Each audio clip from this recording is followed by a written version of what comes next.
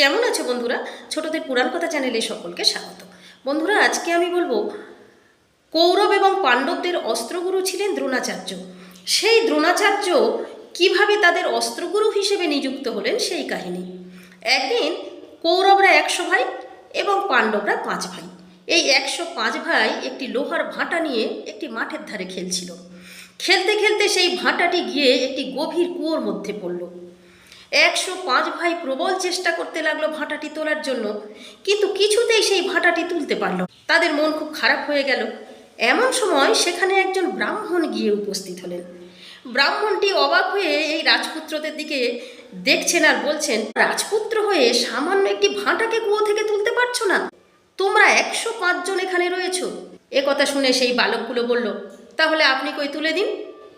তখন ব্রাহ্মণটি বললেন, দেখছো আমার পিঠে কি আছে? তীর ধনুক রয়েছে। আমি এই তীর ধনুকের সাহায্যে এই ভাঁটাটি কুয়ো থেকে তুলব। তো বালকেরা অবাক হয়ে বলল, আপনি ব্রাহ্মণ হয়ে তীর ধনুক নিয়ে ঘুরে বেড়াচ্ছেন?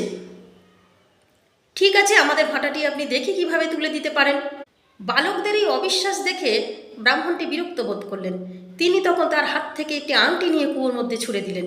দিয়ে বললেন, দেখো, এই ভাঁটাটিও আমি তীরের সাহায্যে তুলব আর আমার আংটিটাও তুলব। এই বলে সেই ব্রাহ্মণ কুয়োর মধ্যে একের পর এক তীর যোজনা করতে লাগলেন। তীরগুলো একের সঙ্গে এক জুড়ে জুড়ে আকাশ পর্যন্ত উঠে পড়ল। বালকগুলি অবাক হয়ে দেখছে। তারা আরও অবাক হলো যখন এই ব্রাহ্মণটি কুয়োর মধ্যে আরও একটি তীর যোজনা করে তীরের মাথায় তার ফেলে দেয়া আংটিটা তুলে আনলেন।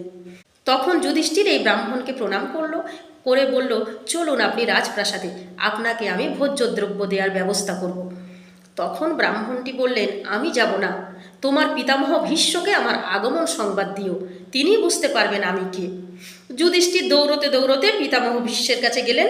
গিয়ে বললেন, পিতামহ জানেন, একজন ব্রাহ্মণ এসছেন।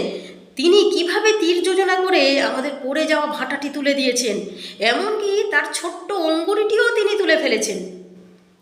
তখন পিতামহ ভীষ্ম বুঝতে পারলেন এই ব্রাহ্মণটি আসলে দ্রোণাচার্য।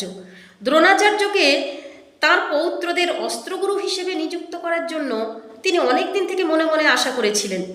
আজকে যখন দ্রোণাচার্য নিজেই তার রাজপ্রাসাদের দ্বারে এসছেন, তিনি সত্বর সেই ব্রাহ্মণের কাছে গেলেন। গিয়ে তাকে নমস্কার করে বললেন, আপনি দ্রোণাচার্য, আমি বুঝতে পেরেছি।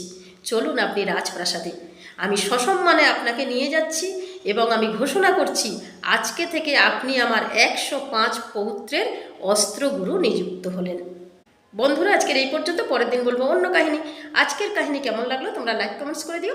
নিয়মিত আমার কাহিনী শোনার জন্য বন্ধুরা আমার চ্যানেলটিকে ফলো করে রেখো।